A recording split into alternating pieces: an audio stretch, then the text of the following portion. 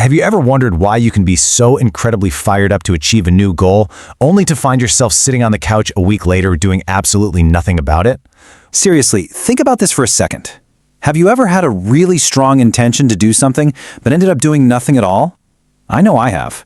You buy the fancy gym shoes, you write out the perfect business plan, you set your alarm for 5 a.m. Your intention is absolutely rock solid.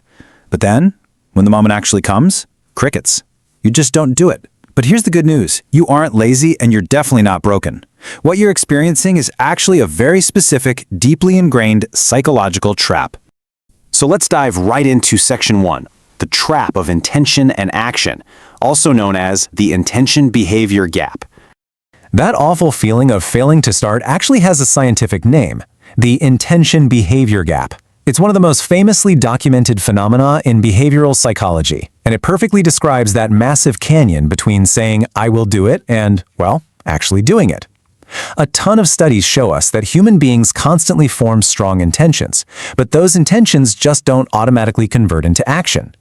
Wanting to do something and taking the steps to it, they require two completely different cognitive processes. Which brings us to section 2, why our brains trick us. Let's look at the illusions of the mind. To really understand why we fail to act, we've got to look at the illusions our own minds create. This is our first trap, present bias. Picture this. It's 6 a.m. Option A is to hit snooze and sleep for 30 more minutes. Option B is to wake up and exercise for the sake of your health 5 years from now. Now, logically, your brain knows option B is better, but biologically, your brain places a massively higher value on immediate comfort right now. Option A feels overwhelmingly appealing in the moment, and your logical intentions just get completely hijacked. And that brings us to an even trickier illusion. I like to call this the mental simulation trap. Think about passing that huge exam, finally getting your ideal body, building a massive YouTube channel, or just living a perfectly productive life. When you sit back and imagine these successful futures, something wild happens inside your head. Your brain actually starts generating positive emotions in the present moment, just from the act of daydreaming. You get this rush of excitement and pride just by imagining crossing the finish line. But here is where the trap snaps shut. Emotion replaces action. The real danger of this mental simulation is that your brain feels so satisfied by the emotional high of the fantasy that it tragically replaces the actual hard work needed to get there. We feel like we've made progress, but we aren't moving at all. We're just sitting there imagining it. The brain gets the emotional reward without ever having to burn the calories of doing the actual work. And this leads us to a massive misunderstanding about how dopamine actually works. The biggest myth in pop psychology right now is that dopamine is simply the reward chemical, but the scientific fact is quite different. The dopamine system is actually deeply involved in the anticipation and prediction of a reward. So when you make a grand plan to change your life, dopamine floods your system, creating this temporary excitement. But the exact second the actual hard work begins, the anticipation is over, that dopamine drops off a cliff, and your so-called motivation vanishes instantly. All right, let's move into section 3. Surprising facts about motivation. Time to shatter some myths. Fact number 1, and okay, this one might actually sting a little bit. Watching motivational content creates an illusion of progress. Have you ever spent an hour watching videos about how to be productive and afterward you felt amazing, like you really accomplished something? Yeah, that's your brain tricking you again. Consuming motivational content tricks your mind into feeling productive, even though literally zero behavioral changes have taken place. You've just flooded your brain with cheap dopamine without taking a single real-world step. Fact number 2 is just as counterintuitive. Telling others about your goals can actually lower your chances of success.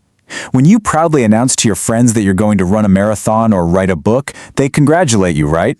Well, your brain absorbs that praise, and you get an early, totally unearned sense of accomplishment.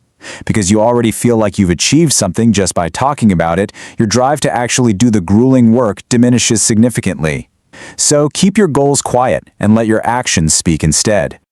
Moving on to section 4, the real secret, action and systems. This is the cold, hard reality. So what actually works?